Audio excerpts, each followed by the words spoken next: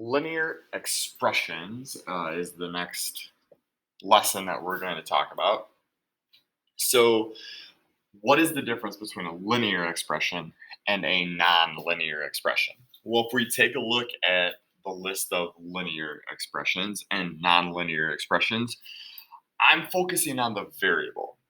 All right, so if I take a look at the linear expressions, I see that my variable is always to the first power.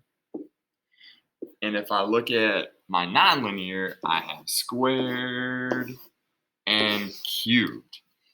So the difference between a linear and nonlinear, all right, and key word here being line, all right, is that these linear expressions on a coordinate plane, you could graph it as a straight line, okay, whichever way you wanted or whichever way you needed to graph it. In a nonlinear expression, if you get something that's squared, you end up making something like this, which is called a parabola. And then you end up with something like this when you have a cubed uh, expression. All right, so we're focusing on the linear or the ones that we would be able to make in a line, and then in the future, we'll actually graph those. So adding linear expressions. I'm gonna so yesterday we worked on combining like terms. Now I'm going to show you another way in which we could actually solve these. So we can list them vertically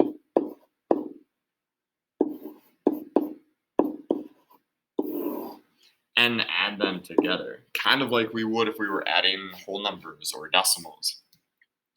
Something I want to make sure that you recognize is this subtract 5. We'll think of that as plus -5 and plus -3. Um, that's important because if we did, if you think of this as just 5 plus 3 and you put 8, subtract negative, you need to be careful when you're working with the subtraction signs and addition signs. So -5 plus -3 is -8, and then I have 5x bring down my plus. So 5x plus -8, or you could write 5x subtract 8. Both of those examples would be correct. All right, so there's a few more there that you could work on to practice. And then when we get down here to this fourth example, we have a number outside the parentheses, which we would know to distribute to both pieces on the inside. So if I do that, my expression ends up being 6x plus 7. And so when I write these vertically, and remember there is always a 1 in front of a variable that's by itself. And so I would have 10 plus 7x, and that would be my simplified linear expression. The next one, I have two distributive properties that I need to do. But before I do that, I'm going to come over here and I'm going to make this plus and I'm going to make this a -10. So distributing, I'd get 24x plus 38 plus, and I'm just distributing some more. I can put this around parentheses, -2x plus, and remember a negative times a negative is a positive 20. And so I'm going to just rewrite this underneath. Really, I can think of these parentheses are now gone. And then I have 58 plus then 24x. You think of this as plus -2x is 22x. And this would be my final answer. All right.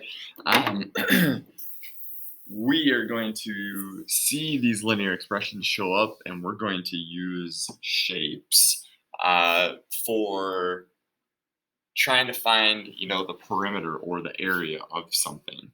So I need to write a linear expression in simplest form to represent the perimeter of the triangle. Then I need to find the value of the perimeter when x is 5. So I can write all three of my expressions. I'm going to put plus -3, 2x plus 9, and then 5x. And then I'm going to add all of this together. So -3 plus 9 is 6, plus 5x. 3 plus 2 is 5, plus 5 is 10x plus 6. That's my simplified expression. Now, if I take the 5 and I plug it in for x, I would have 10 times 5 plus 6, 50 plus 6. So 56 and then centimeters ends up being my total perimeter. So you're using these linear expressions to find the perimeter of something for these story problems. So this is fun. This is something different and new and challenging. So make sure you write down these notes so you can solve the problems on your assignment.